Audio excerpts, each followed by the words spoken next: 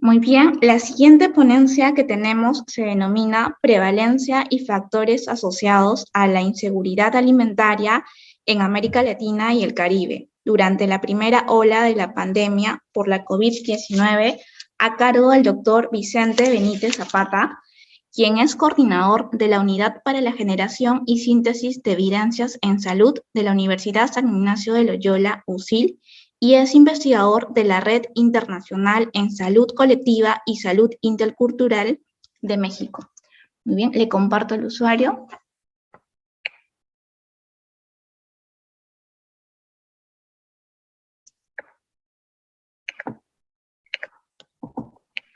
Buenas tardes. Ya, gracias. Ahora sí. Buenas nuevamente. Bueno, estuvimos en la mañana ya con ustedes conversando el tema de cómo fue la encuesta. Hablamos también acerca del consumo de remedios homeopáticos y suplementos herbales con la intención de vacunación.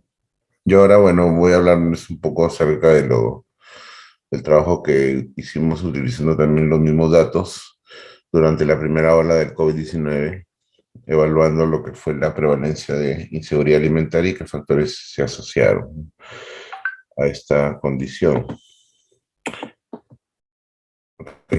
Sí. Bueno, el artículo ya está publicado. Pueden leerlo en detalle de acceso libre en la revista El Hilo. Ahí están los autores del estudio.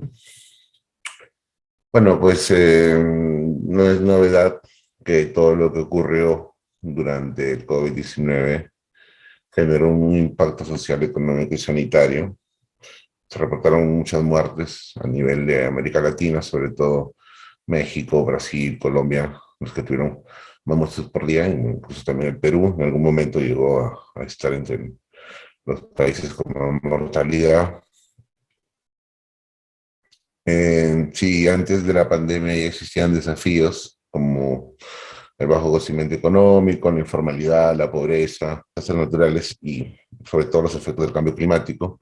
Estos factores se vieron agravados por la pandemia y fueron muchas veces las causas que limitaron la respuesta sanitaria en muchos de los países, ¿no?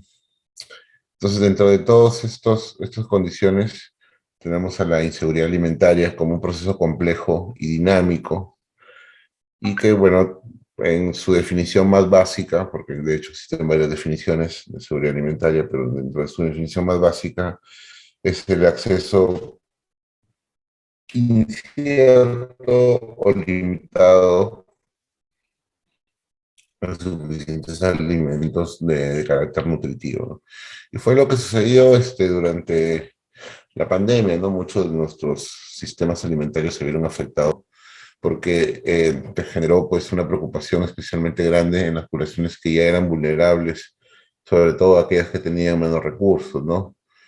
Pues tenían menor disponibilidad de alimentos, hubo desempleo durante la pandemia, muchas personas perdieron sus empleos, no podían salir a trabajar o tenían empleos informales que, digamos, ameritaban el ir a trabajar en el día a día, ¿no? Ir a vender sus productos y no lo podían hacer por el tema de la pandemia. También el hecho de digamos, fenómeno causó un aumento de los precios de los alimentos y sobre todo la baja disponibilidad de los mismos también, ¿no? Entonces, dado que hubo bastante restricción para evitar la movilidad de las personas para propagar la infección por el virus, entonces esto provocó graves trastornos en las cadenas alimentarias y de suministro, y esto exacerbó la crisis que ya se daba desde antes, incluso porque ya en Latinoamérica desde antes habían problemas con seguridad alimentaria. Entonces se tuvo un efecto importante en la provisión de suministros médicos y alimentos. Al tener una interrupción en la distribución, disponibilidad y acceso a alimentos, se generó un aumento en los precios y un acceso a alimentos saludables y programas estatales, ¿no? Por estos programas sociales, ¿no? Entonces,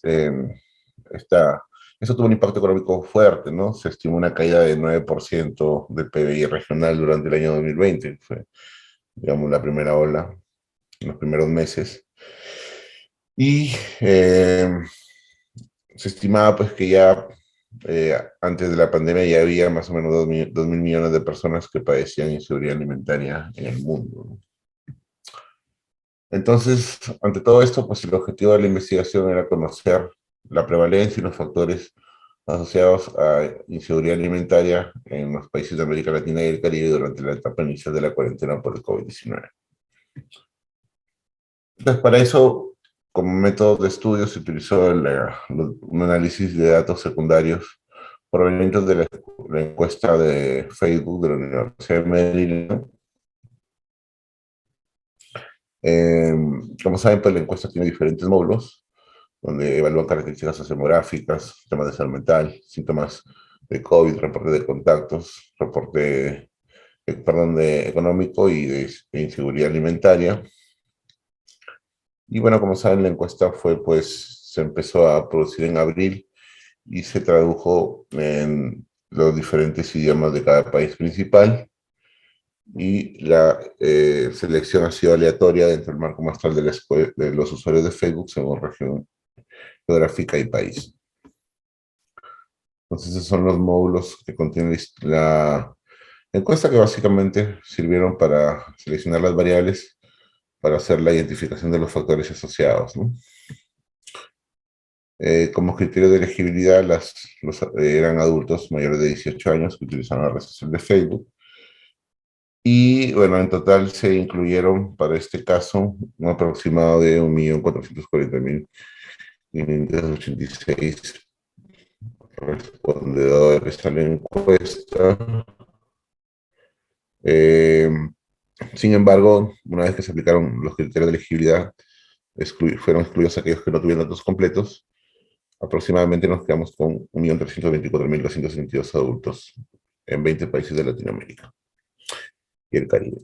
Y además, bueno, se incluyeron las respuestas de un mes, o sea, del primer mes de del inicio de la encuesta, que fue el 23 de abril al 23 de mayo. Recordar que la encuesta se comenzó a levantar el 23 de abril del 2020. Entonces, analizamos el primer mes de las respuestas, que coincidía con la primera ola, sobre todo acá en Latinoamérica.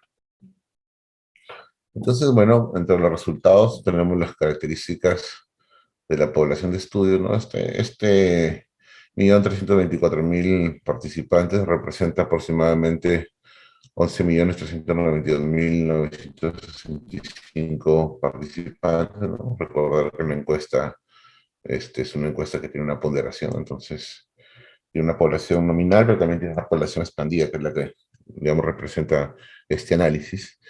Y bueno, pues encontramos la distribución de las variables sociodemográficas en la investigación, más o menos estaban balanceados en términos de género, femenino, masculino, no binario, y también pues obviamente siempre habiendo más participación, sobre todo en menores de 45 años que en los que tenían más de 45 años, ¿no? Prácticamente menos del 8% o el 9% eran mayores de 65 años.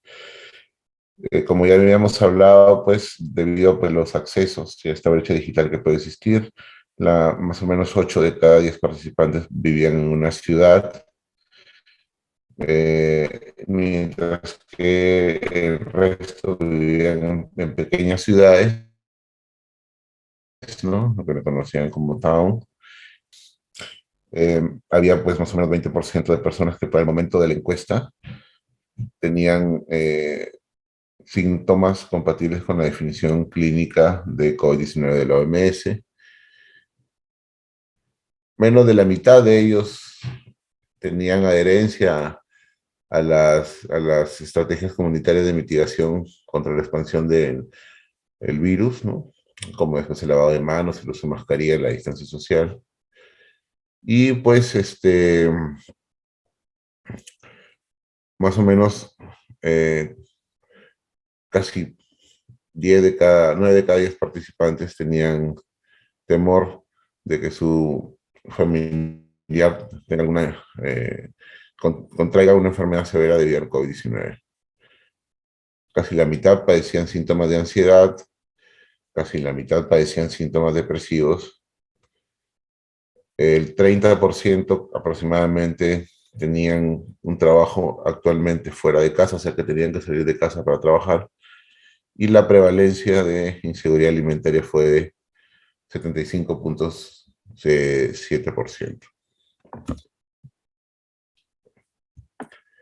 Acá está el mapa de prevalencias, donde se puede apreciar, mientras más verde es el color en el país, hay una mayor prevalencia, ¿no? Se puede ver que hay cierta variabilidad, donde hay países donde hubo más presencia de esta inseguridad alimentaria, comparado con algunos otros, como por ejemplo Uruguay o Argentina, en donde hubo menos este tema de inseguridad alimentaria, ¿no? Ahora, respecto a los factores asociados, en el análisis ajustado se puede evaluar pues que comparados con el género masculino existe una mayor preocupación por esta inseguridad alimentaria en las mujeres y en las personas que respondieron que pertenecían al género no binario. La edad tiene un efecto contrario, ¿no? A una menor probabilidad de tener esta inseguridad alimentaria, siendo, digamos, que los que tenían menor esta probabilidad eran los más ancianos, probablemente, ¿no? Porque comienza a disminuir la razón de prevalencias a medida que la edad va disminuyendo.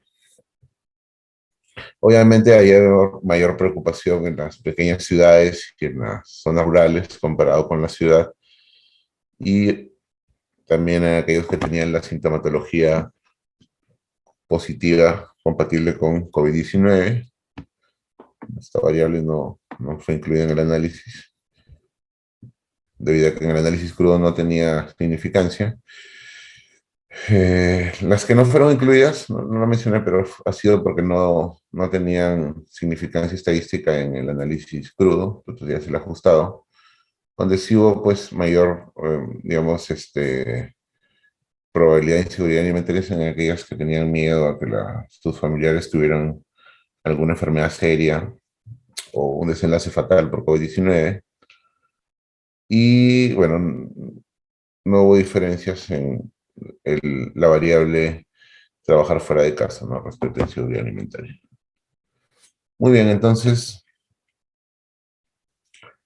esta, digamos, investigación respondió la pregunta de qué tan preocupado está el participante por tener que comer la siguiente semana. Entonces, se presentaron una gran variabilidad de respuestas a nivel regional, teniendo, pues, digamos, las mayores prevalencias en países, pues, como Haití, Nicaragua y Venezuela, ¿no?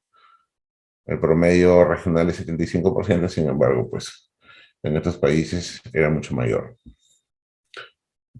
Como lo mencioné, en cuanto a los factores asociados, era ser mujer o género no binario comparado con el género masculino, vivir en una zona rural o menos urbana comparado con vivir en una zona de ciudad, tener síntomas de COVID o expresar preocupación porque un familiar se enferme o enfermar de COVID-19 se asociaron a mayor prevalencia de inseguridad alimentaria.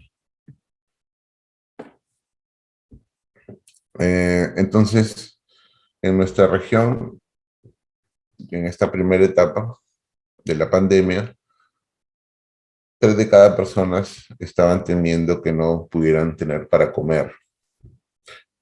Entonces, vemos que probablemente todo esto tenga que ver con, en su momento, todas las restricciones que se dieron respecto al movimiento de personas y este miedo que podía haber a contagiarse, contagiar a la familia, han afectado probablemente en ese momento la capacidad que tenían las personas para trabajar y salir a buscar alimentos, ¿no? Obviamente, esto sumado a la falta de protección social y precariedad laboral existente. A pesar de que, bueno, en su momento hubieron esfuerzos por parte de algunos colectivos, ¿no? De manera individual, pero también algunas municipalidades repartieron algunos alimentos. Sin embargo, es otro análisis, ¿no? Vi una publicación que se dio de ese tipo, por ejemplo, de ayudas, de esas canastas que se dieron. Y si bien es cierto, eso fue de ayuda, generalmente esas canastas no estaban bien balanceadas, por ejemplo, ¿no? No tenían una calidad de nutrientes adecuada. Entonces, bueno, al afectarse las cadenas de suministro, se hizo más difícil abastecerse de alimentos. Obviamente, en las zonas rurales también, que si esa preocupación tiene que ver también con el acceso y la dificultad de poder, en algunos casos, tener refrigeradores que permiten almacenar los alimentos por periodos más prolongados. Hubo una falta de políticas que permitieran una, una rápida acción de manera rápida y efectiva frente al desabastecimiento y a las barreras de acceso de alimentos, lo cual nos deja las alarmas, ¿no? De generar estas políticas, estos mecanismos para que en futuras pandemias, mira, si viene de nuevo como que comentaba el doctor Alfonso, el tema de la verruga del mono, hay que estar alerta, no vaya a volver a pasar lo mismo, entonces tiene que de todas maneras esto servir como experiencia para poder diseñar esos planes y políticas que nos permitan actuar de manera rápida, ¿no? Entonces, si solo lo vemos dentro del sector salud, no vamos a comprender que la pandemia ha afectado, por qué la pandemia afectó tan duro a la región. Entonces, tiene que haber un trabajo multidisciplinario, relacionado entre ministerios, a fin de poder diseñar estas políticas, ¿no? El Ministerio de Educación, el Ministerio de Salud, el Ministerio de Economía, el Ministerio de Agricultura, el Ministerio de Trabajo, que de esta manera permitan una articulación que permita una actuación rápida por parte de las instituciones de gobierno, incluso los gobiernos regionales también, ¿no? Entonces, nosotros tenemos que aprender de estas lecciones. No vamos a estar condenados a repetir la historia de futuras pandemias. Y nuevamente, ¿no? Ya prácticamente acá cerca tenemos una potencial, no digo que va a ser una pandemia esto, de la verruga del mono, pero es un riesgo potencial e igual hay que estar preparados. Bueno, como limitaciones, esta pues la que siempre hemos tenido, que es, bueno, la principal es el diseño, que es un diseño transversal. Estos factores asociados que se han identificado no son de carácter causal. Además, tenemos el tema del potencial sesgo de selección que existe por la utilización de una encuesta de Facebook. El tema de sesgo de medición por el tema de uso de datos mediante autorreporte, ¿no? Mediante utilización de una encuesta de datos secundarios que no me permite tener probablemente ciertas variables que quisiera tener. E incluso la definición de seguridad alimentaria se utilizó basada en una pregunta, cuando probablemente, y de hecho existen instrumentos que permiten caracterizar mejor la seguridad alimentaria, sobre todo en temas de calidad alimentaria, que es algo que no pudimos evaluar, ¿no? Nos hubiera gustado que hubieran preguntas donde les preguntaban respecto no solamente a la preocupación por no comer, sino al tema también de la calidad de la alimentación que se está teniendo, ¿no? Bueno, son limitaciones que se dieron. Sin embargo, este estudio nos ha permitido también identificar patrones que de todas maneras son útiles para plantear políticas públicas. Y nuevamente, pues nos hubiera gustado tener algunas variables, como la cantidad de ingresos económicos, también hubiera sido interesante poder estratificar el análisis por la cantidad de ingresos económicos, ya lo dije, la calidad de los alimentos, y también hubiera sido interesante tener los niveles de actividad física para poder relacionarlos.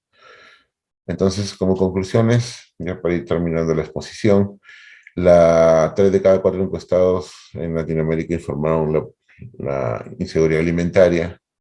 Las diferencias de la frecuencia en los diferentes países son consistentes con los niveles de pobreza e informalidad laboral antes de la pandemia. O sea, había un problema estructural previo y lo que hizo simplemente la pandemia fue agravarlo más. Hemos encontrado algunos factores sociodemográficos relacionados con el COVID asociados a la inseguridad alimentaria que pueden servir para generar políticas y los gobiernos obviamente tienen que diseñar estas políticas, ¿no? para poblaciones, esas poblaciones vulnerables, como los habitantes de las zonas rurales.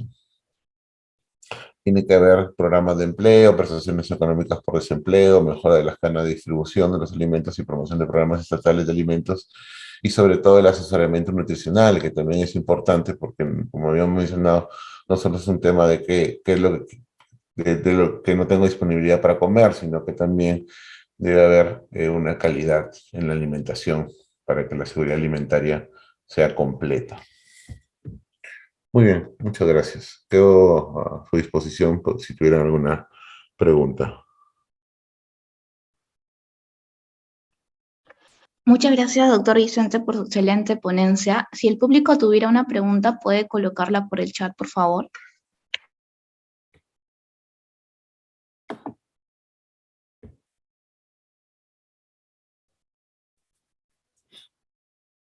Disculpen un poco también la voz, que ando un poco, creo, resfriado. Por eso me sale un poco la voz ronca. Doctor Vicente, tenemos ya preguntas en el chat. A ver. Gracias.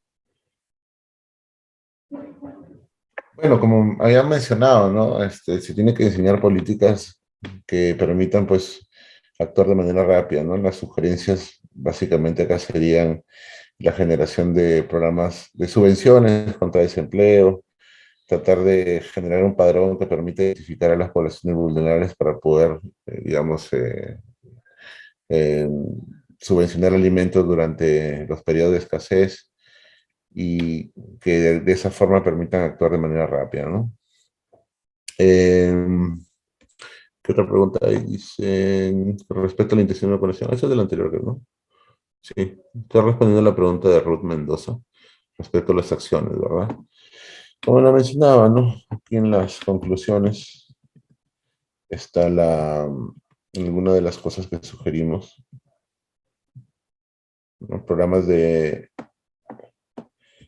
empleo, prestaciones económicas por desempleo, mejora de las cadenas de distribución. El gran problema de las prestaciones era que muchas personas no tenían, por ejemplo, una cuenta bancaria donde poder depositarles alguna especie de bono, ¿no? Lo que se vio en este tema, ¿no? Hay que mejorar esa parte también de cómo poder también tener padrones con población, con esa población vulnerable. Muchas veces se benefició a personas que no necesariamente, digamos, eran vulnerables. Entonces, ahí hay mucho que mejorar respecto a eso. Y respecto a mejoras en programas de cadena de distribución también, ¿no? Hay que plantear qué se puede hacer frente a estas pandemias para mejorar esta distribución y evitar pues que todo digamos, el aparato económico, alimentario se quede totalmente paralizado, ¿no? Sí, yo también diría por qué no se tiene, ¿no? Ahí hay un trabajo, por ejemplo, del MIS que debería generar ese padrón, ¿no? Junto con el Ministerio de Economía, poder cruzar información y poder generar el padrón, ¿no? El Ministerio de Poblaciones Vulnerables, ¿no?